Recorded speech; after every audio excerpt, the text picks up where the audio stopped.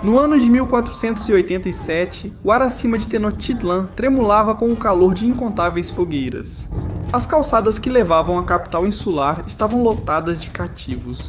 Homens das províncias conquistadas desfilavam diante das multidões, tropeçando sob a sombra do grande templo, com cordas passadas por seus narizes perfurados. Durante 4 dias e noites, disse que os astecas sacrificaram entre 4 e 20 mil prisioneiros de guerra, marcando a reconsecração de seu local mais sagrado, o Templo Maior. Cronistas espanhóis citaram números maiores, mas historiadores atuais os consideram exagerados. Independentemente do total, o evento segue como um dos espetáculos mais infames do mundo pré-colombiano. Aos olhos dos europeus que mais tarde o registrariam, o evento foi um ato de loucura, bárbaro, incompreensível. Mas para os próprios astecas não era caos, era uma cerimônia, era dever, era o preço do sol. E para compreender o mundo deles, é preciso primeiro entender não por que eles sacrificavam, mas como. No topo da pirâmide em degraus, subia a fumaça dos incensários com copal queimando. Trombetas de concha ecoavam e tambores retumbavam como trovão. Um a um, os condenados subiam em direção aos deuses. No centro da plataforma havia uma laje de pedra lisa, escorregadia e ensanguentada. 4 sacerdotes seguravam a vítima enquanto o sumo sacerdote de Huitzilopochtli, deus da guerra, levantava uma lâmina de obsidiana. Com um movimento rápido, ele cravou a lâmina no peito do homem. As mãos do sacerdote sumiram no ferimento e logo reapareceram segurando o coração pulsante, erguido alto para o sol ver a oferenda. Depois era queimado, posto em um recipiente de pedra ou consumido pelo sacerdócio em comunhão sagrada. O corpo às vezes era esfolado, decapitado e lançado escada abaixo da pirâmide.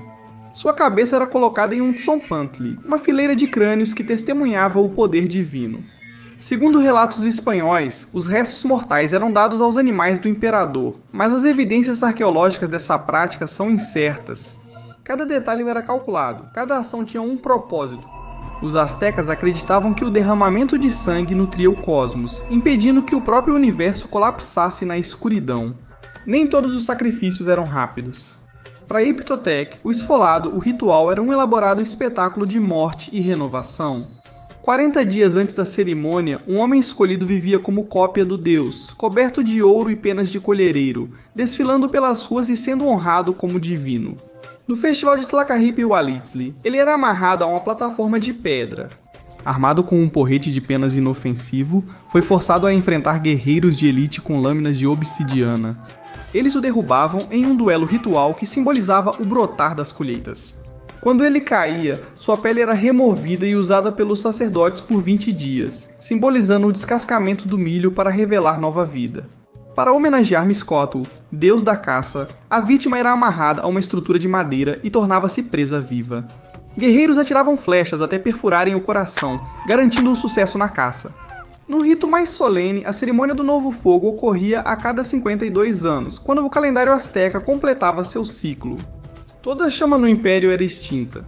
O mundo aguardava na escuridão, enquanto os sacerdotes numa colina sagrada abriam o peito de um homem e acendiam um novo fogo em seu coração. Dessa chama, tochas se espalharam pelo Império, reacendendo a própria criação. Cada corte, cada grito era uma oração. Para os de fora, isso era bárbaro. Para os astecas, era equilíbrio e pagamento da dívida cósmica. Na mitologia, o mundo surgiu do despedaçamento do monstro primordial Cipacle, cujo corpo virou terra, céu e montanhas. Seu espírito exigia recompensa, e os deuses prometeram a ela sangue. A própria humanidade nasceu da transgressão. O deus do vento Edecatro, uma forma de Quetzalcoatl, roubou os ossos dos seres antigos do submundo para criar a humanidade. O sacrifício humano era, portanto, uma expiação, um pagamento moral pela própria existência. O sacrifício não era crueldade, era a manutenção da ordem. Sem o sangue humano, os deuses enfraqueceriam, o sol vacilaria e o cosmos colapsaria.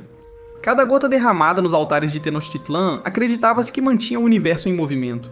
O coração não era apenas carne, era o combustível da criação. Na crença asteca, ser escolhido para sacrifício era um privilégio e garantia comunhão direta com os deuses.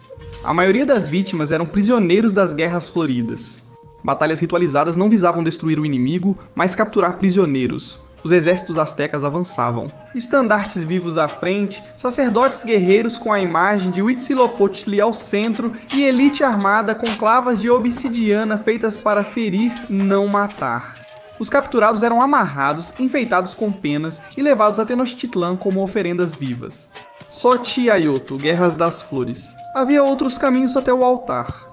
Nos campos sagrados de jogo de bola, equipes competiam para fazer uma pesada bola de borracha passar por aros de pedra, usando apenas os quadris, joelhos e cotovelos.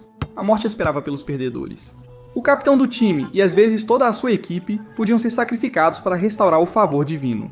Senhores podiam oferecer escravos para acompanhá-los após a morte ou como pagamento por boa sorte nos negócios. As oferendas mais devotas eram os imitadores de deuses, homens escolhidos para representar divindades como Tezcatlipoca ou Xiptotec. Em algumas cerimônias, viviam como deuses por um ano, com joias, aprendiam canções, recebiam esposas e eram adorados. Quando chegava a sua hora, eles caminhavam de boa vontade até o altar, completando o ciclo de imitação e devoção. E às vezes até crianças eram oferecidas. Fontes apontam que as lágrimas dos jovens eram sagradas para Tlaloc, deus da chuva, e sacerdotes as buscavam para garantir chuva. Segundo relatos, as crianças eram feitas chorar antes do sacrifício para que suas lágrimas invocassem as chuvas. Embora tais relatos possam refletir em parte a interpretação espanhola dos rituais, ninguém estava totalmente fora do alcance da fome divina. Apesar da fama sombria, os astecas não restringiam o sacrifício só a humanos. Animais como jaguares, águias, cervos, cobras, borboletas e até moluscos eram oferecidos, cada um escolhido por sua ligação simbólica a um deus específico. Também havia formas não letais de sacrifício. Sacerdotes e nobres praticavam o auto-sacrifício. Eles extraíam seu próprio sangue das orelhas, línguas ou pernas com ossos afiados ou espinhos de maguey, e o queimavam em tiras de papel. Acreditava-se que a fumaça levava sua essência aos céus. Outros enterravam comida, jade, conchas ou faziam efígies dos deuses com amaranto, mel e uma gota de sangue humano. Esses ídolos comestíveis eram queimados ou consumidos em rituais que misturavam adoração e sustento. Cada ato da grande execução pública a uma gota de sangue integrava um contrato cósmico entre mortais e o divino. Quando os espanhóis chegaram, o Império Azteca já fazia do sacrifício um espetáculo. O grande recinto cerimonial de Tenochtitlan era uma cidade dentro da cidade, templos imensos, santuários e pátios projetados para canalizar admiração e medo. Quando os tambores tocavam, a cidade se movia unida. Multidões se juntavam diante das pirâmides, milhares assistindo enquanto as vítimas subiam em procissão solene. O cheiro de sangue se misturava ao incenso, o ar tremia com os cantos. Testemunhas espanholas relataram depois que os degraus do Templo Maior ficaram escorregadios com o sangue que escorria para as ruas. Descrições assim provavelmente foram exageradas. Mesmo reduzidos à escala provável, os rituais eram impressionantes em alcance e disciplina. A fé dos astecas era cíclica. Os deuses deram seu sangue para criar a humanidade. A humanidade precisava retribuir o favor para sustentar os deuses. Parar era morrer. Negar os deuses era condenar o mundo. Enquanto corações batessem em seus altares, os céus se moveriam, o sol nasceria, chuvas cairiam e o milho cresceria. E embora o custo fosse imenso, alguns estudiosos estimam que, em seu auge, o Império Azteca pode ter oferecido de 200 a 250 mil vidas em um ano.